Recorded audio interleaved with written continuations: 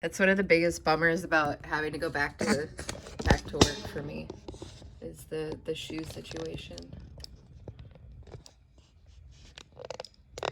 First world problems.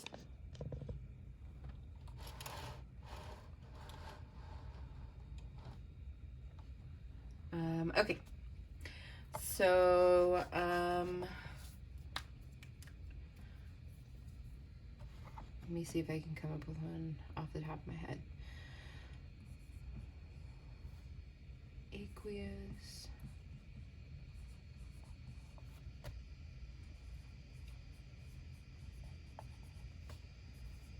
Sodium phosphate.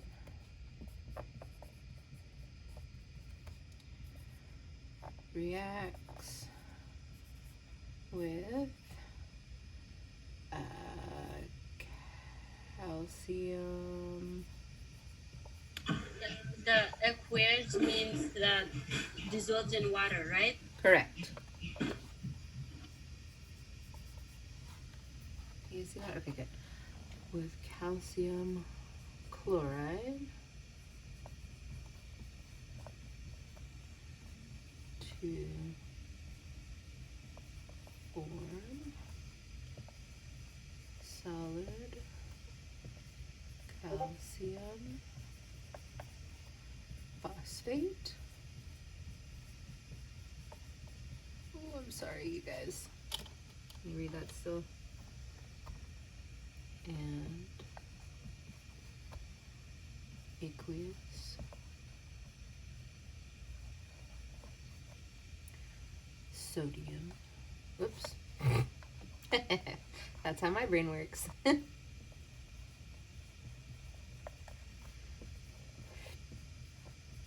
Chloride.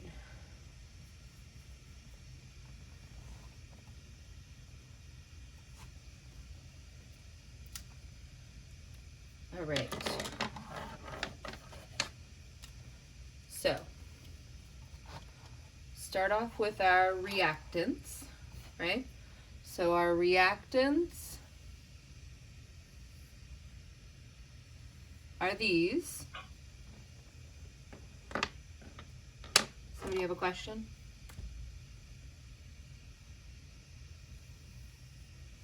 No? And our products are these, right?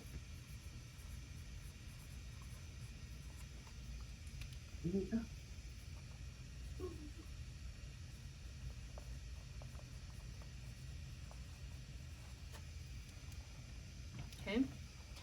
So the first thing I do whenever I'm trying to go from the name of a compound to the chemical formula is I write down in this case, the ions, right? So what is the sodium ion? What is the charge on sodium?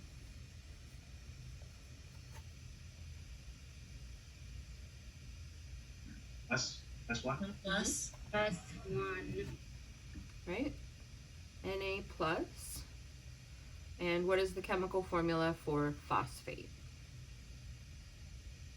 That would be PO4. 3 negative. Mm-hmm. Right? So, how many of each do I need to make a neutral compound? 3 on sodium.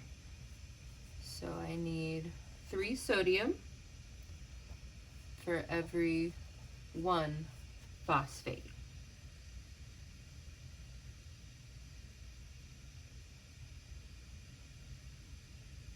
Everyone? Why did you make the 3 subs? Oh, okay, never mind, sorry. Because this is talking about how many sodium ions I need. Does that make sense? Yeah, sorry. No worries, that's okay. You're doing the nomenclature on that one? Yeah.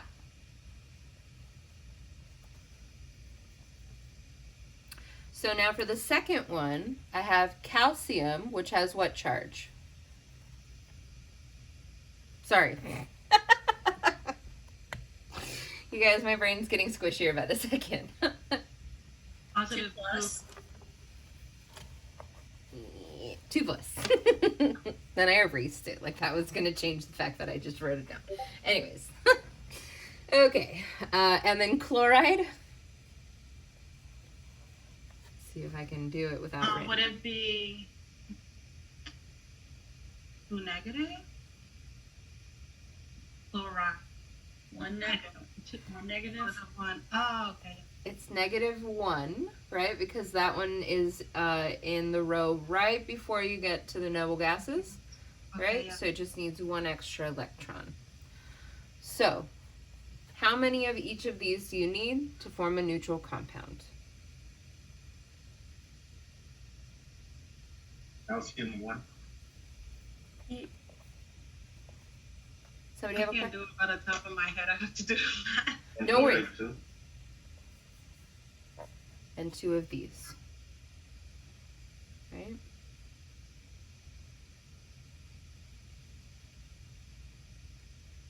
Did you have a question, Kaltun? Yes, kind of like I didn't understand how you like chloride 2. How I got 2 of these? Yes. Because I need 2 negative charges, right? To neutralize the +2 on my 1 calcium. Okay. Make sense? Thank you. Uh-huh. Other questions? Everybody doing it? Professor, Yes. is the you know how you got Na3 outside the parentheses? Yeah. Is that the charge of phosphate? Is that the charge from This? phosphate? This? Yeah. No. This is the number of sodium ions.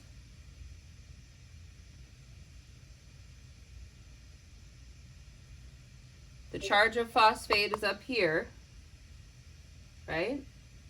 Medina, are you looking? Yeah, I am. I just couldn't see, like, on the problem, we have 3 potassium, so 3 calciums. Sodiums? Yeah, sodiums, I meant to say. Yeah, so you need 3 sodiums for every 1 phosphate, right? So that the charges cancel out, Okay. right?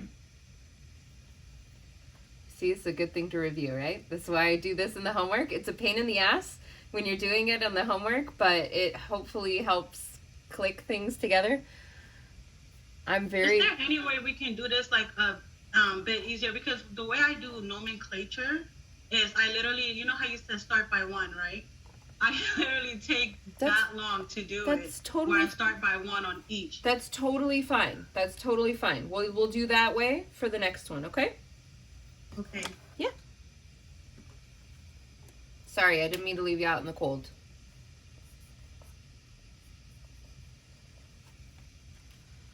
All right. So, on my product side, I've still got calcium, right? But now calcium is hooking up with phosphate.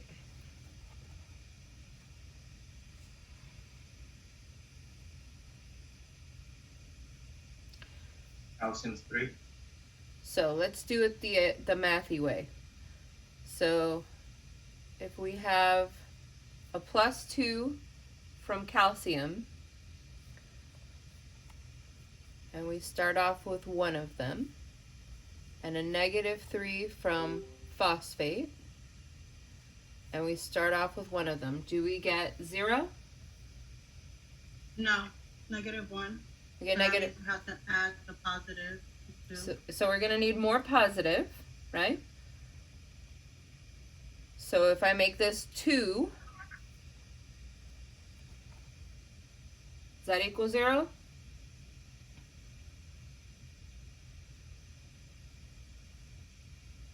It's a +1. Mm-hmm. So now we need more negatives, right? I feel like I do it the wrong No, way. that's fine though. That's okay. Whatever way works. You know what I mean? That's all that matters. So, we need more negatives. We try to put a 2 there. Are we neutral now? No.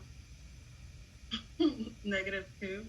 So we've got a -2. So now we need more positive, right? How about now? Did we do it? Yes. Huzzah! Right? No, this is good because if you don't know how to do this, then you're going to struggle with this on the exam, right? So it's good for us to practice this stuff. So calcium, we need 3 of. So we put the 3 here. And phosphate, we need 2 of. So we put parentheses and then a little 2. It looks like you're crossing the number, like without doing all that math. You're just switching the numbers. Yeah, so that's true, and you can use that, but there are exceptions to when that doesn't work, right? Okay. So again, that would be something like this, right? If you do your crisscross on that, you're going to get it wrong, right? Does that make sense? See? For that example, it would be Ca, 1 calcium and 1 oxygen, right? Just Exactly. CaO. Yes. Right? So Would that that's be the only equation where that won't work for it, or is multiple others? So let me put it to you like this. On a quiz where I'm asking you to go from the chemical name to the chemical formula, do you think that I would give you an example that works with crisscross? Maybe. But probably not, right? Because I want to make sure that you know how to do all of the problems, not just these types of problems. Does that make sense? Yeah. Cool. So I'm a meanie pants like that. So it's safe to say I should just stick to my long math. Do it your way, girl. You're doing it right. You're getting the points, so just do it the way that works for you. You know what I mean? That's why I show you guys multiple approaches, right? Because I think some things click for some people, and for other people, that doesn't work, you know? So whatever works, ride that train. All right, and then we've got sodium chloride. This one's easy and I'm lazy. Right? So I hook up 1 sodium with 1 chloride to form NaCl. Everybody all right with me?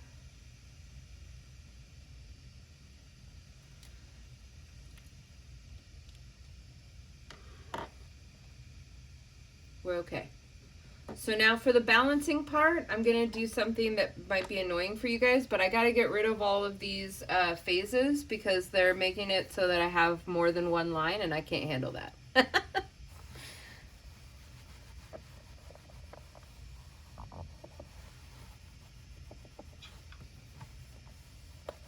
So I'm just going to rewrite with the magic.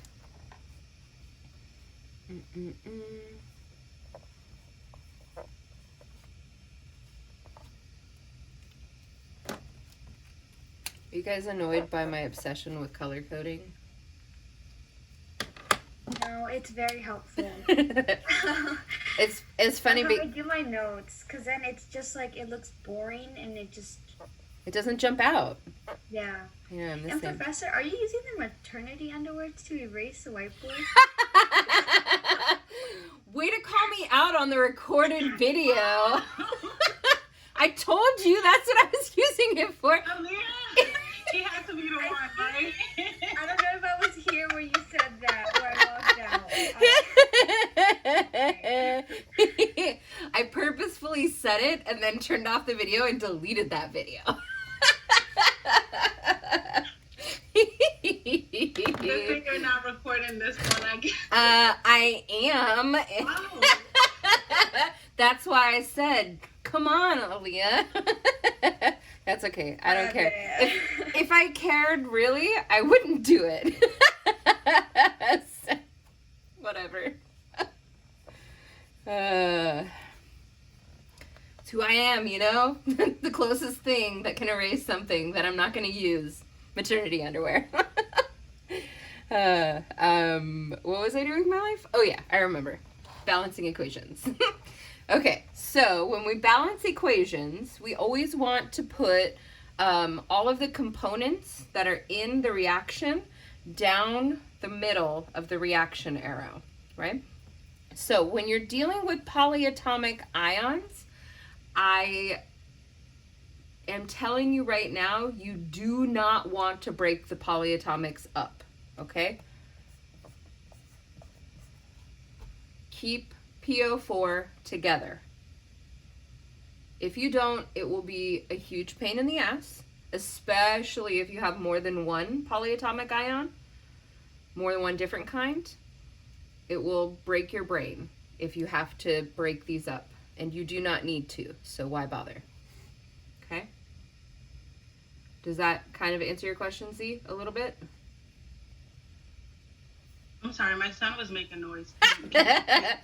No worries. So Can you hear him? what I was saying is, when you have polyatomic ions, do not break them up. It bears repeating. Okay. Because if you break them up, especially if you have more than one polyatomic ion, it's going to be a hot mess. All right, so keep them together. It's much easier. There's no reason to break them, because when you go from the reactants to the products, they don't break down, right? So you might as well keep them together if they're staying together on the product side. Does it make sense? Yes. Cool. And this guy. And I didn't write the charges because we don't really care about them right now, but if you guys really want me to, I can. I just try and make it as clean as possible. That's what was confusing me the most, like, because I know on one of the homework assignments, it was the charges and... There you go. I won't be lazy, okay? Sorry. All right, so on the reactant side, how many sodium ions do we have? 3. 3. Mm-hmm. How about the product side? 1. Mm-hmm. How about phosphate on the reactant side? I'm sorry, different color.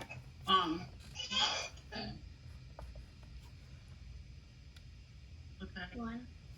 Phosphate, we have 1 over here and 2. 2 over here. How about calcium on the reactant side? Would it be 2? 1. Just One. 1, right? Because here we're looking at the invisible 1 next to calcium. Okay. Right? Okay. And what about here? 3. Uh-huh. Right? And then chloride on this side. 2. And product side. 1. Mm-hmm. All right. So where do you guys want to start with balancing? Sodium. I'm gonna caution you away from sodium. Probably the product side. Doesn't really matter whether we do products or reactants, but I'm gonna say that You want to do the polyatomic? start with the polyatomics. It's a good way to go. So, how do we get phosphate to be balanced? You'd have to multiply it by 2. So we need to put a 2 out front here, right? So that's going to change both of these guys. So now we have 2 times 3 is 6 sodiums, right? And 2 phosphates. How did you get the 2 on the? I don't know if I just blanked out or if I don't know. But how did you get the 2 for the phosphate on the products end? This little guy.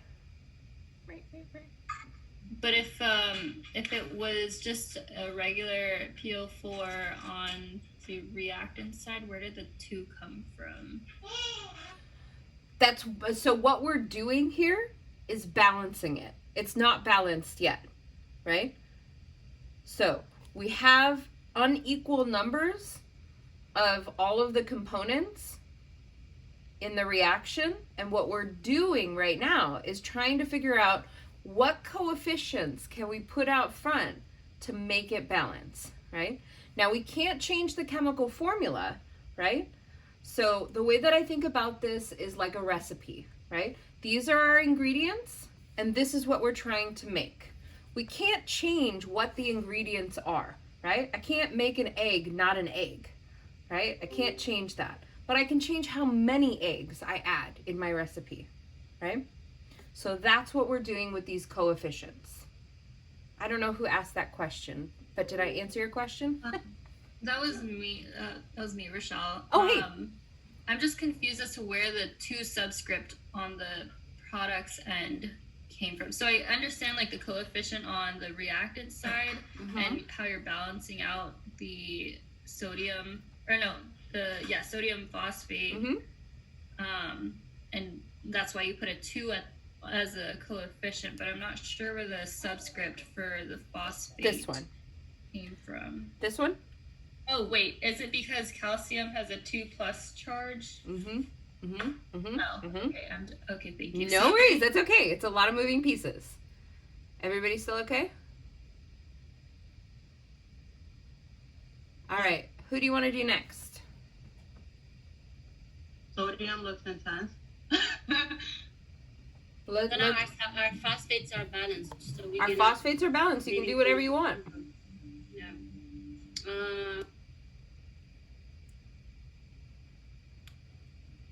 How about we change our calcium? Sure. So we got 3 over here. How we get 3 over here?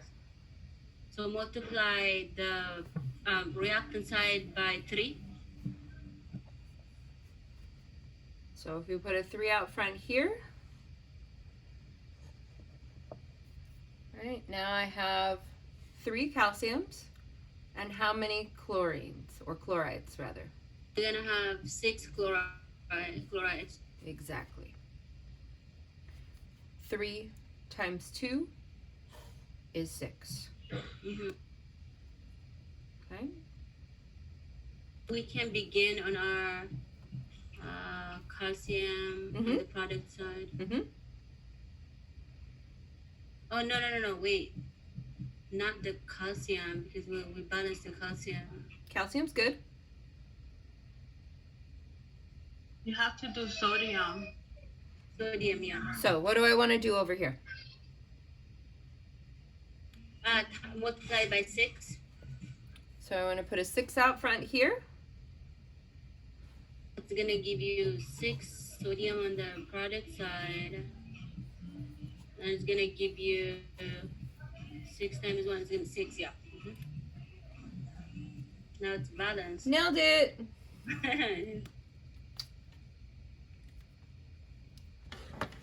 How is that? That's fine. It's fine and easy when I do it with you here, you know? That's why you got to practice. My Okay. only question is, during the test, when we're Yes. doing the nomenclature that we started doing up top, You're not going to be doing both. wait, can you say that? Yeah. So Z, you're not ever going to have to do both at once, right? No, yeah, I know that, but what I mean is, like, how do I know what you're asking me to do? Because I feel like I can get confused real quick if I won't know. Okay, she asked me to do nomenclature, or am I supposed to be doing the balancing out with it like that? I will ask you what coefficients will balance this equation, Okay, right? thanks. So this question, the way that it's worded, is a hodgepodge of nomenclature and balancing, right? Where on an exam, I would say, here's the chemical formula, give me the chemical name. Or here's the chemical name and give me the chemical formula, right? That's a nomenclature question. Then I would, in a separate question, give you an equation with reactants and products and ask you what coefficients will make it balanced. Okay? Okay, I got it. Mm-hmm. All great questions. So then, where does the positive and negative come into play? Do we leave those as it is, or? Nope, this was just for helping us get our equation. Okay. On the going back to the homework again, Yes. number 1 had nitrogen and hydrogen gas. Yes. Is that just something where we know that it exists? Like nitrogen is always going to be bonded to another nitrogen as a gas, so it'd be N2 and H2. Is that something we just memorize, or? Yep. How do you remember the diatomics? Mm-hmm. Have no fear of ice cold beer. Whoops.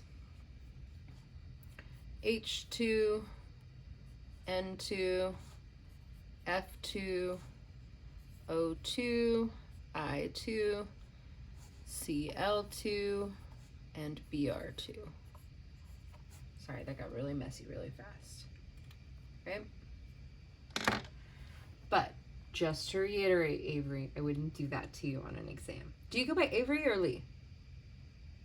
I go by Avery. Okay, cool. But all of my stuff's under Lee. It's an ongoing No worries. saga. That's honestly one of the nice things about Zoom is that people can change their name to whatever they want. So it's like I'm not stuck with a roll sheet. I can see what people want to be called. Oh, I see what's happening. You know, this whole time I was like, what is she mean by have no fear? And now that you leveled it, I was like, what the heck? This whole time I was like, What do they call that? I don't know the name for this. An acronym? Is it an acronym? Mnemonic. It's a mnemonic. I think mnemonic. I think that. Yeah. Yeah, I think that's right. Because it's not just an acronym. We're not just looking at the initials, but we're saying something stupid so that we can remember a thing that's hard to remember. Fear is not stupid. That's true. There's another one with a lion in it. I don't remember what it is. I don't know, but there's another one and it doesn't have beer in it, and clearly I can't remember it because it doesn't have beer in it. So whatever works, do you know what I mean?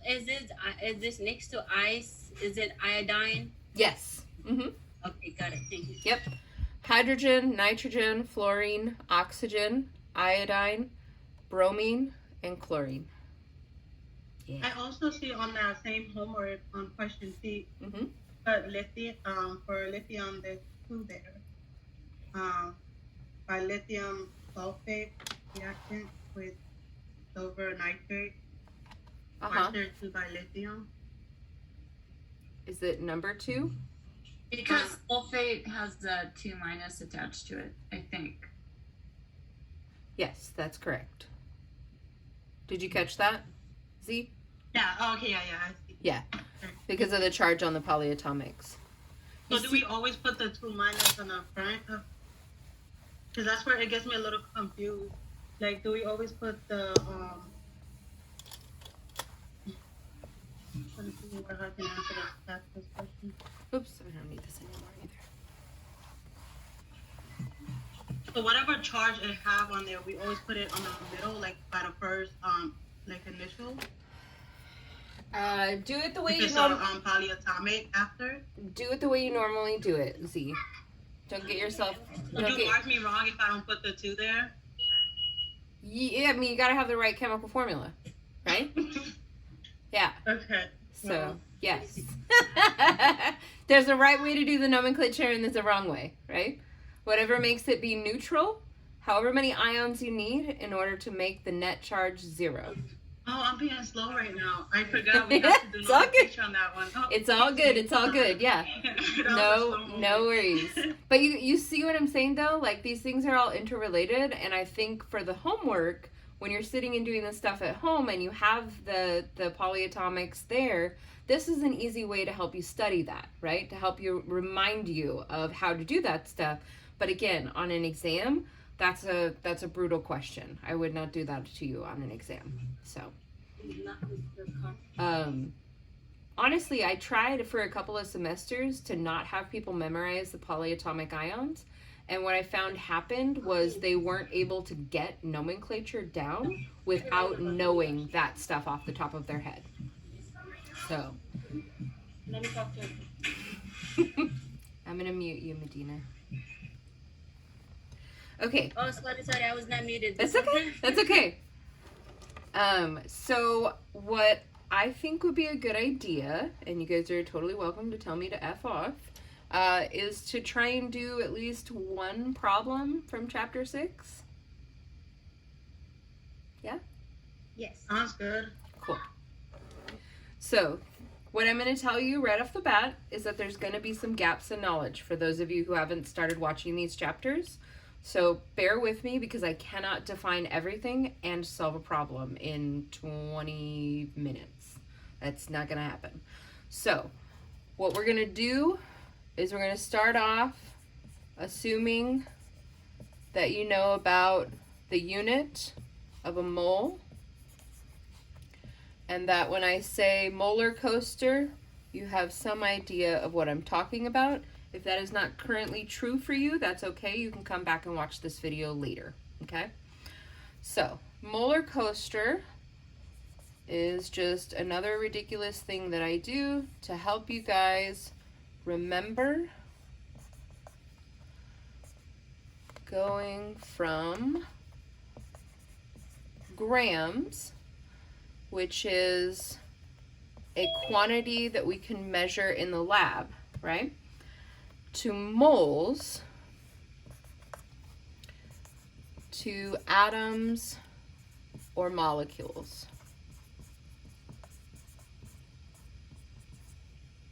Okay.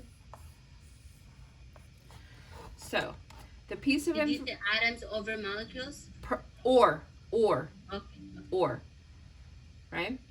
So if you start off with grams of atoms, then you would be able to go to moles of atoms, and then you would be able to go to atoms, right?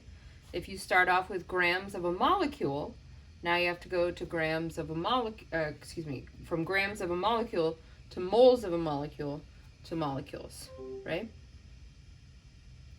I'm going to clarify this in just 1 second.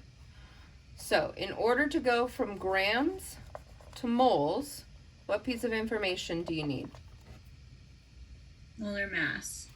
MM is molar mass.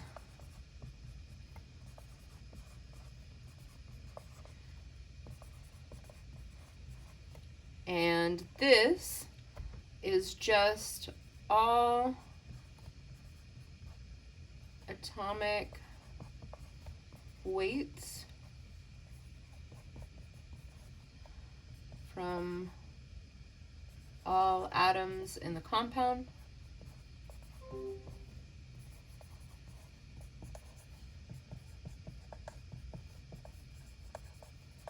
Added together. What's up, Ron? So for your formula, you said grams to moles, right? But then you added the molar mass. So we always have to go grams to molar mass first. So molar mass is the conversion factor, right, that gets you from grams to moles. But we still need the molar mass. Yes, because that is the conversion factor, Okay. right? That gets you from one to the other. Yeah. Right? It'll make more sense once we put it on some railroad tracks. Okay? Yeah.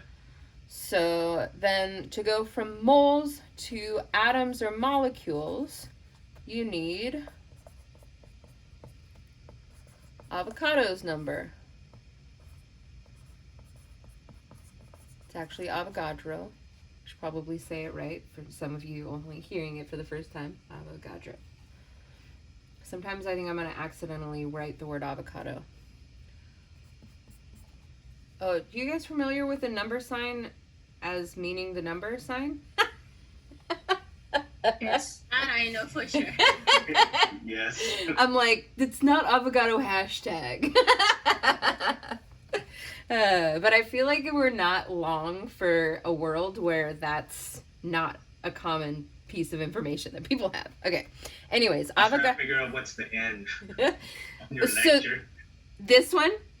Yeah. Yeah, so this is NA for Avogadro's number.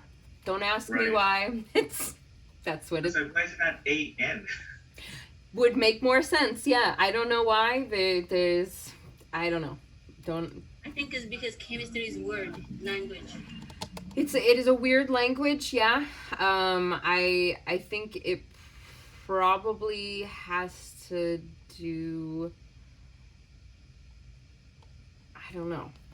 They're emphasizing that it's just a number, and that the A is that this is who came up with it, right?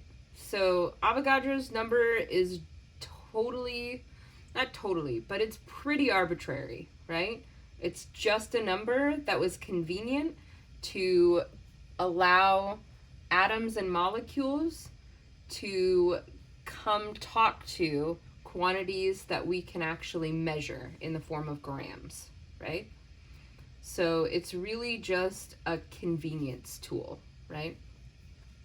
Avogadro's number is 6.022 times 10 to the 23 atoms or molecules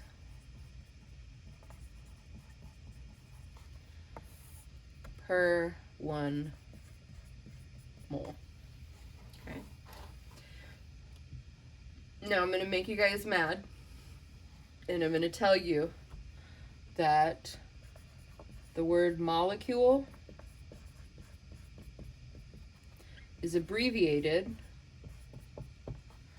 as mole, M-O-L-E. The word mole is abbreviated as M-O-L. I didn't make the rules. I just play by them, right? I will always, when I'm using the unit mole, if I'm using molecules, I will put a little period at the end of it just to indicate that that's what I'm talking about, right? MOL as a unit always means mole.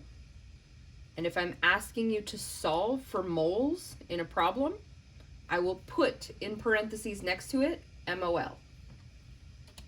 Okay? You'll see what I mean when you're getting into the homework. Okay? All right. So what can we do with all of this exciting information? So first of all, let's look at an example. So let's say we want to take 15 grams of sodium chloride. I got some serious lag happening right now. Okay.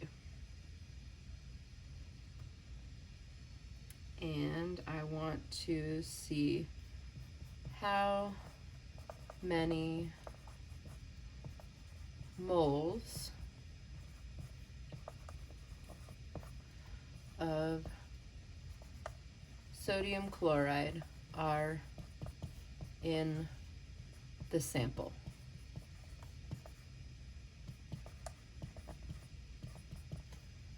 Sorry, those words are so close together. Okay. So, as was pointed out previously, right, if we're trying to go from grams, which is what we're starting with here, to moles, right, we're always going to need the molar mass. So let's talk about how to calculate that.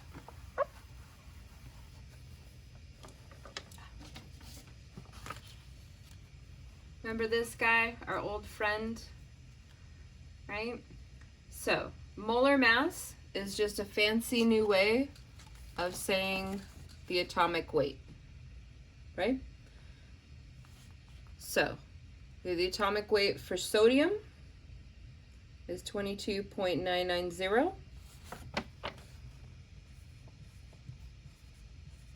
So would you put like 1 gram over the atomic weight that to cancel out grams, or do you keep grams? No, hold on. All we're doing right now is calculating the molar mass. Okay? And chlorine is 35.45.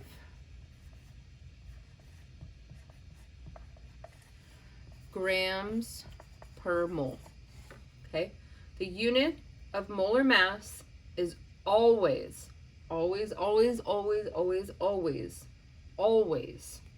grams over moles. Not just grams, not just moles, grams over moles, right? Just like density is not just mass and it's not just volume, right? It's always grams per milliliter or mass per volume. Does it make sense? So what do we get when we add these two together? 58.44. 58.44 Grams per mole. grams per mole. Yeah. I got 58.44. Beautiful. So I'm going to do a little bit of erasing under here, just so that I have some space to set up some railroad tracks.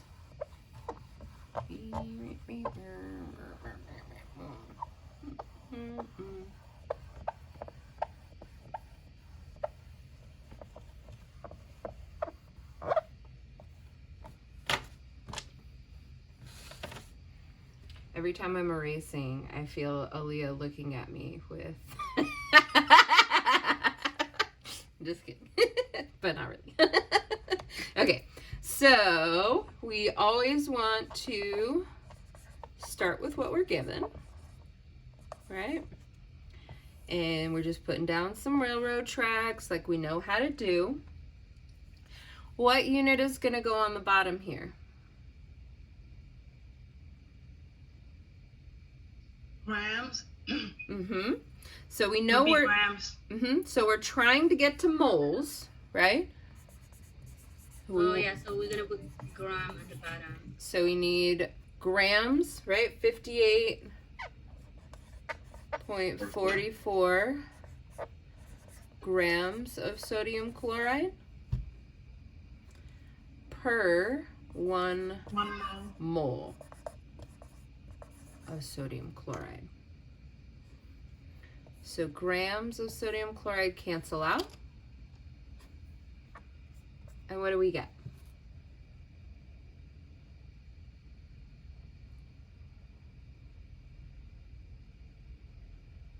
Medina, your son is being so patient. Would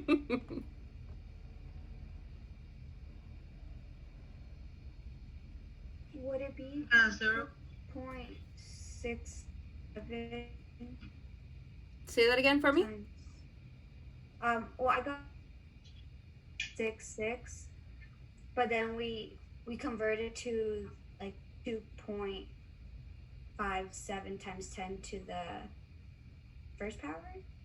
Sure, you could do that, but I'm lazy. I don't want to put it in Sino if I don't have to. Do you want to just round Okay, the so second we one? don't have to. Not unless I ask you to. Did you guys Okay, get good. 0.2566 this long number? I just wanted to make sure I did it right. So like this? Yeah. Yeah? Okay. Oh, now when we do we have to pay attention on our sig figs, Professor? No, I don't care about sig figs. Okay. Yeah, that's only for lab. Not here. Okay? So there's a couple of important things that may not matter to you right now, but I'm hoping that you'll come back and watch this video again once you've looked through the material, even if you stayed, because what happens is when you haven't seen the whole picture and I give you details about things that are going to stop you up, you're not going to know where to put them and they're going to slide right off of your brain, right? But as you're going through the problems, hopefully you'll run into these things and then you can see the video again and it will trigger your memory, right?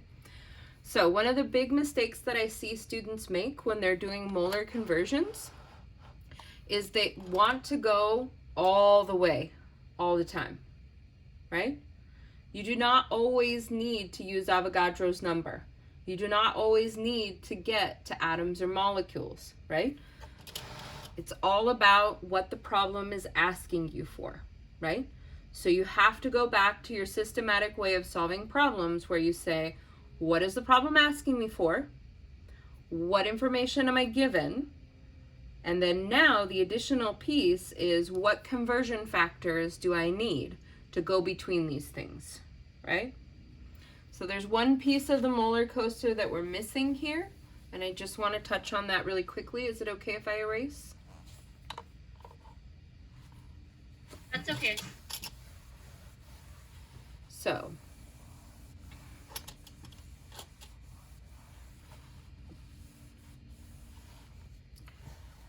I'm going to make a more detailed version that's harder to remember, but will hopefully keep you from making some mistakes.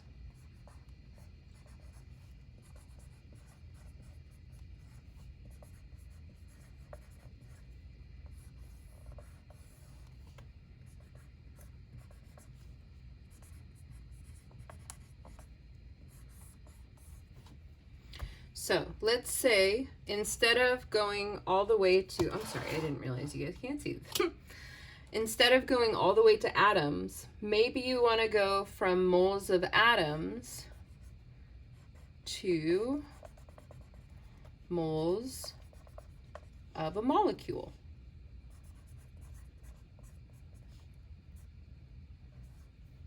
Of a molecule. You can do that. Molecule. There we go. So, let's say we were looking at the sodium phosphate that we were talking about before, right? And let's say we want to know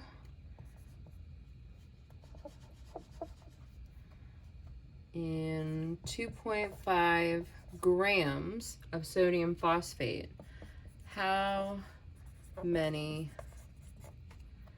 atoms of sodium are there?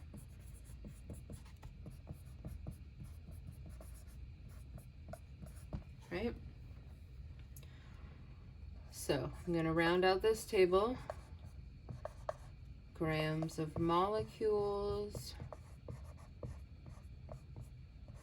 Meow.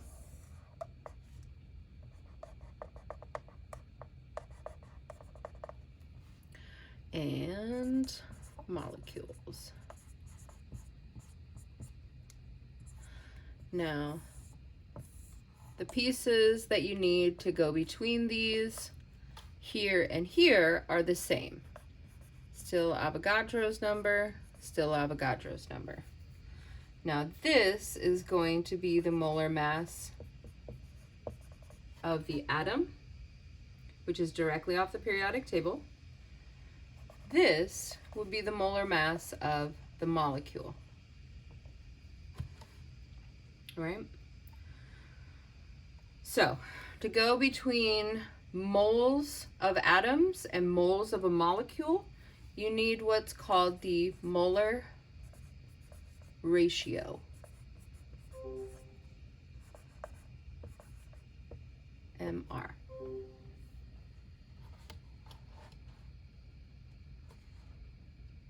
Right? So, there are 3 atoms of sodium for every 1 molecule of sodium phosphate.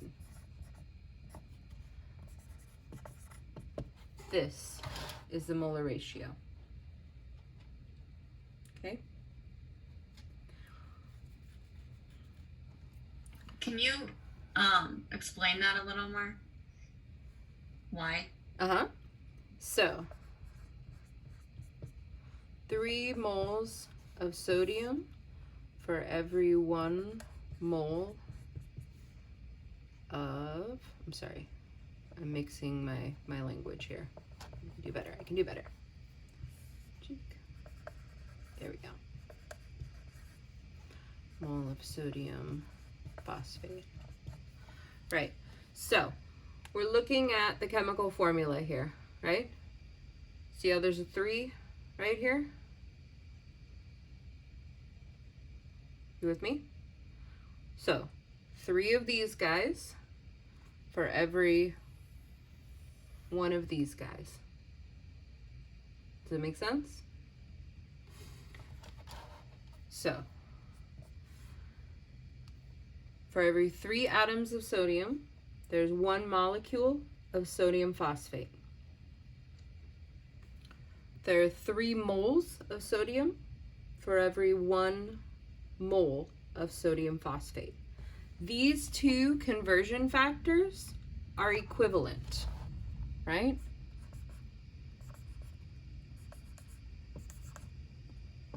And the reason for that is because to go from atoms to molecules, you would be using the same conversion factor, just Avogadro's number, right? So because that would be on top and bottom of your equation, it ends up canceling out. So that's why we can say these guys are equal, okay? And we don't have time to solve the problem that I wrote down.